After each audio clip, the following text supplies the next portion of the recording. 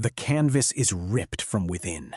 Bare footprints stitch across a white abyss, vanishing under black pines. 9 seasoned hikers fled into a -30-degree night without boots. What shattered their discipline that instant? The mountain keeps its secret. For now. They called him Igor Dyatlov, a meticulous leader. 8 companions signed on to his winter expedition. Engineers, athletes, dreamers, chasing the prestigious Grade 3 certificate. They packed cameras, diaries, and optimism, stepping into a landscape that answers in echoes. Steel wheels bite frozen rail. Laughter fills a third-class carriage.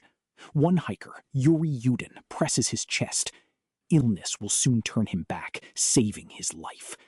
He waves, shrinking in the window as the train tunnels north, toward a name the map barely whispers. Ski tracks snake through Mancyland, silent, sacred, stern. The forest thins to ribs of wind-carved snow.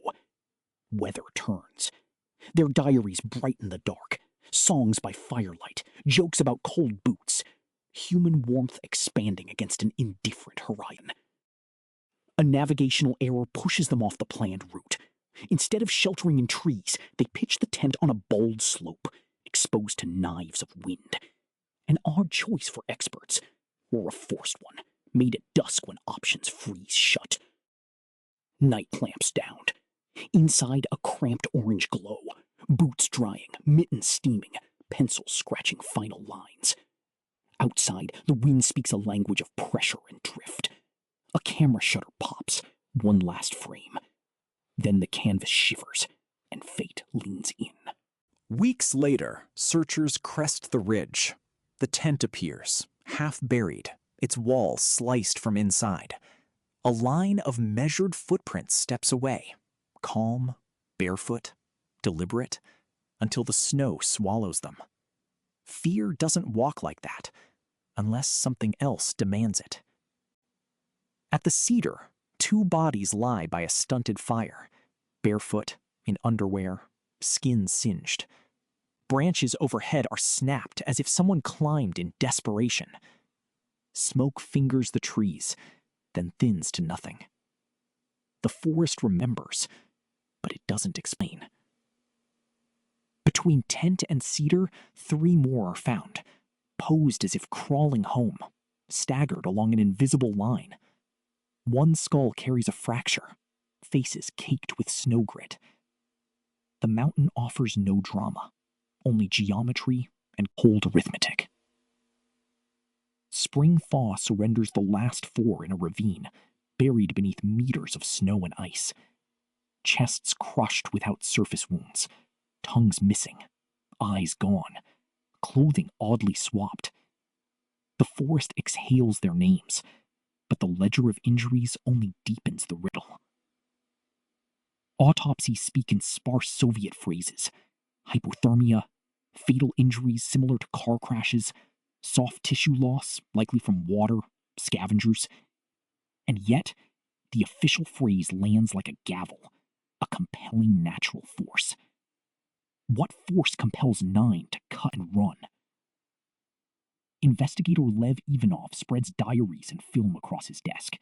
Frames show smiles, frost crystals, a strange glare in the night, light or lens, rocket or rumor. He feels the case slipping from facts to fog, yet the clock on the wall keeps ticking. The slab, a hidden plate of compacted snow, loosened by their trench and wind, slides like a silent anvil. It crushes the tent edge, traps ribs, stoves, boots. To survive, they cut out, fast. It explains the slash, but does it explain the night? Why no chaos in the footprints? Because discipline tastes like hope. They descend together, aiming for trees to build fire, warm lungs, think. Panic is noisy. Survival is quiet. Their steps speak of calculation, until the forest answers with colder math. Suspicions turn toward the Mansi, but their trails are clean, their stories steady. No signs of struggle, no stolen gear, no reason. the accusation dissolves like breath. The mountain doesn't need witnesses to be lethal. Parachute mines falling like ghosts, shockwaves breaking bones from above, infrasound from the mountain's shoulder, a frequency that brews dread. Theories bloom in winter soil, where facts grow slowly and doubts never die. Their satire haunts the aftermath, a mock newspaper they wrote, joking about a snowman. Years later, it births a monster. Yeti headlines devour nuance. But the truth rarely wears fur. It hides in the ordinary, turning feral at 30 below. Yuri Yudin returns alone to a warm bed, his pack heavier with absence.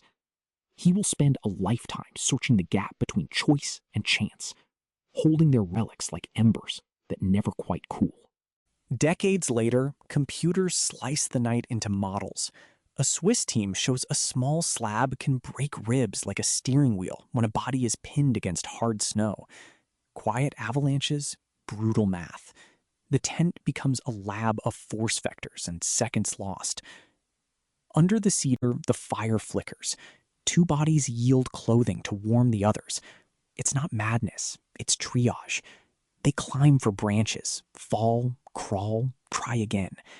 Survival is a ledger of seconds, and the wind is always collecting. The camera frames of orbs in the sky, emulsion fights cold, shutters smear light, rockets test far away. Radiation on clothes, some worked in contaminated mills. Footsteps bare, wet felt boots freeze fast. The puzzle shrinks, yet never fits flush.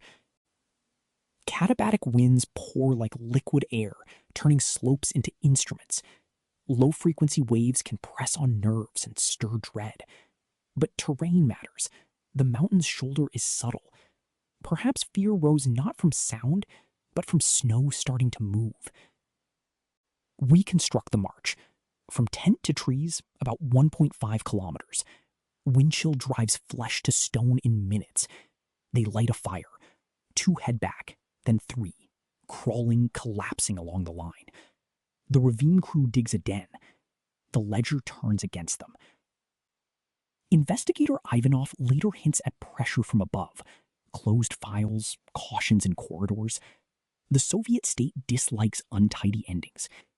He writes of fireballs years on, memory bending like furs in wind. Truth weathers differently in every era. Dyatlov. Hikers leave flowers under the cedar. A monument rises in Sverdlovsk. Drone rotors hum where once only wind spoke.